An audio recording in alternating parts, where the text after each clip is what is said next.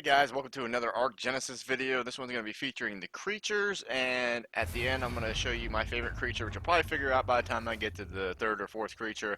I did leave out the turtle, only because the turtle is just fucking, it's not even really a creature, it's like a landmass. But here we got the Ferox, and the Ferox, whenever you start off with it, to get it big like this, you gotta fucking, you know, feed it element by putting element in your last slot. As you can see, I have it on there, and I got a little baby Ferox following me around, you know what I mean, like a little Jibba But the Ferox is pretty cool. It can latch on like a rock drake onto cliff surfaces and stuff like that. Also, too, it's got like a smash, and then it's got a boulder throw, and also has a really fucking long distance jump. And it does a high amount of physical damage, really good for like close quarters PvP and stuff like that. I haven't used it so far as like harvesting goes and stuff, but just using it on my own friendly fire, you know, like metal ceilings and stuff, doing the smash and everything, and leveling it up and like maxing out, you know, movement speed or whatever the fuck. It it's a pretty cool little creature, but it does like a pretty considerable amount of damage to even metal structures and things like that. I don't know about tech. I am going to check that out and get you a video on that.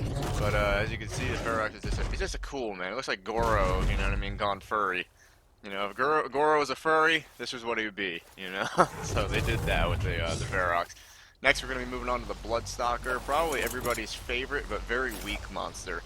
It's cool for mobility, probably has the most unique mobility in the game, and everybody's a Spider-Man fan will absolutely love him. That's why I named him Spider-Man, or Spider, not Spider-Man.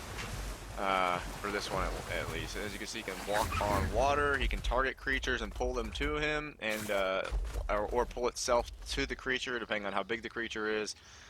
You can actually pull, you know, dead corpses and stuff like that, so if you die, you can use it to grab your corpse, kind of like a grappling hook. But essentially eliminates the need for a grappling hook, you know, with your mount. Instead of cryoing your monsters and grapple hooking, you know, to wherever you gotta go to, you can just use the Bloodstalker to get there. So it can free up an inventory slot, you know, with that for your hotbar or whatever the hell you choose to use it as a, you know, an efficient tool. But it does have some sort of deficiencies, and that would I, you know, consider to be like the hit points. Obviously suck, but does pretty decent damage. But I just don't think it's really like a top-end monster. Just really cool monster, I would say. Now we got the Astrocetus, and this is a badass right here. It has like some sort of warp drive. There's been some PvP videos that have come out with this thing, and it's just like a dominator of PvP right now. It's pretty broken. The warp drive allows it to, you know, the hyperdrive, sorry, allows it to, you know, jump forward, you know, however many foundations it is, because it is a huge monster, so when you see it jump forward, it doesn't look like it's jumping forward that far, but it's pretty far. I would guesstimate it at 30 foundations, maybe 40, you know, for a max distance hyperdrive warp. And it also has like a shield that it throws up, which is pretty cool. I'm not sure exactly what it does 100%, but it's just neat looking. It's like a circular orb of blue, you know, aura type stuff. And it also has like a targeting system. I'm not sure what this is. Like a fucking targeting system or something. I don't know what it does, honestly. It's just there. So yeah, targeting system, pretty neat. Reminds me of playing like Call of Duty, being in a helicopter or something like that. You can see right there, you know, that's the hyperdrive. So if you have that set up, you know what I mean, that's if you're about to warp somewhere. And it also has a pretty damaging tail whip that you can use. It also moves fairly quickly for how large it is. Kind of reminds me of a Quetz, you know. If you're thinking about a Quetz, it's kind of where it is. Now, honestly, moving on to the next one. This is my favorite one. It's probably the longest segment for this one, and I'll actually kill a rock golem. It is with boosted stats, but it still doesn't matter because the rock golem's boosted as well. It's got a fireball. You just launch that and it fucking shoots magma out. Also, it has something that's like a buff to where it makes it get really hot, which will actually damage your survivor, but being on creative mode doesn't really affect him as much as it would. But he'll get really hot, so you have to watch out for that. But until then, you know what I mean, he's got some really badass damage with this little fireball maneuver, and then he has another one where he like blows fire up out of his whole entire body, And as you can see, whenever he does get hot, he does light on fire. When he cools down, you know, the fire dissipates. As you can see, he's kind of one-shotting like the lower level, you know, scorpions and, you know, and other insects in this cave. This is the volcanic biome. That's where I captured him at. That's where you can go and get yours.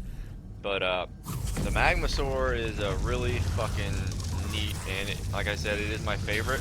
I'm not sure how powerful it is in PvP, but I would imagine it is rather, you know, pretty fucking good. I mean, if you watch this up here, you have the, you know, this is me just doing a little claw damage and stuff like that, and it's pretty much kicking some ass, you know, just the low level, you know, scorpions. Also, it's gonna get a fair amount of the chitin and the raw meat and stuff. It does eat berries and stuff like that. I'm not sure if it does eat meat as well, but I know it prefers to eat the berries first. You can see it is gulping down those berries pretty freaking quick, you know what I mean, to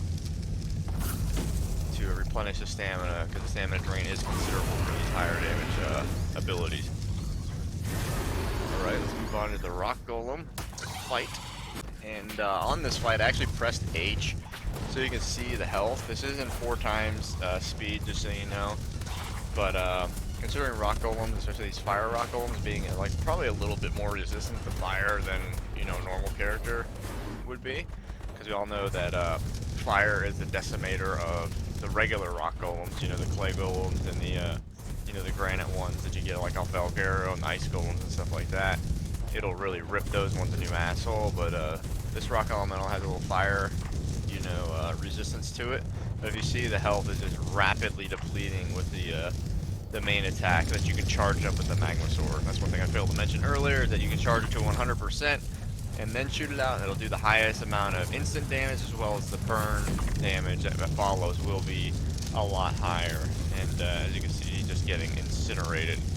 And you can farm him as well with the Magmasaur, which is really nice. So that is why the Magmasaur is my favorite. It just does insane amounts of damage. Now, so far as PvP goes, I don't know. We'll figure that out next time. Until then, like and subscribe if you liked it. And I will be dropping some more ARK videos for you, some more enjoyment episodes, and just, you know, some more informational videos. So, see you next time.